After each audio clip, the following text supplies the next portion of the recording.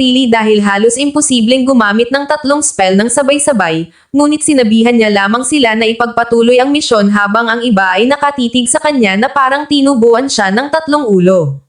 Pagdating sa susunod na palapag ng piitan, biglang lumapit sa kanila ang mga sawi na manero para ihain sila sa tanghalian. Kaya chinarge ni Yoki ang kanyang sarili at ang mga babae ng mga spell para mapalakas ang kanilang mga kapangyarihan. Dahil sa tulong ni Yoki, madaling nullipol ng mga babae ang mga manero, pagkatapos nito ay nagpasalamat sila kay Yoki sa pagtulong sa kanila. Sinabihan sila ni Yoki na huwag mag-alala at pinanumbalak ang mana ni Rain na parang isang casual na martes lamang.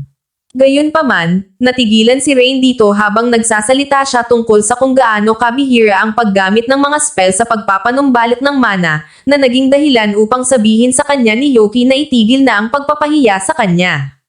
Ilang sandali pa, nakatagpo nila ang isang lizard stone na naninirahan sa isang lugar na puno ng mga magic iron ores.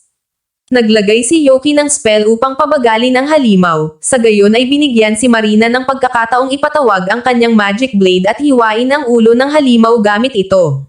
Pagkatapos ay tinipon nila ang mga magic ores sa lugar, para lamang mapagtanto na kailangan pa nila ng higit pa upang makumplito ang quest. Kaya iminungkahi ni Yoki na pumunta sila sa pinakamataas na palapag ng piitan para sa higit pang mga ores.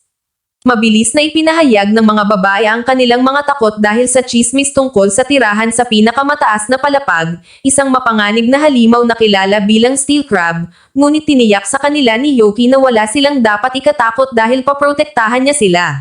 Pagdating sa pasukan ng pinakamataas na palapag, nag-alok si Yoki na pumasok ng mag-isa at naglabas ng isang recording artifact na kilala bilang Camarade upang i-record ang labanan.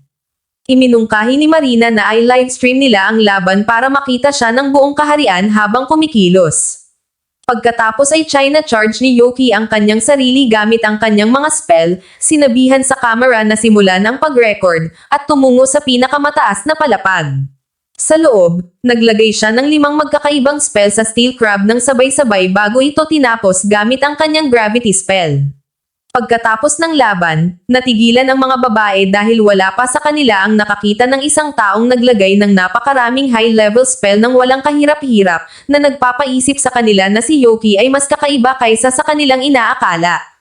Pabalik mula sa piitan, humingi si Yoki sa mga babae ng mga review sa kanyang mga nagawa, at lahat sila ay nagbigay sa kanya ng 5-star na review.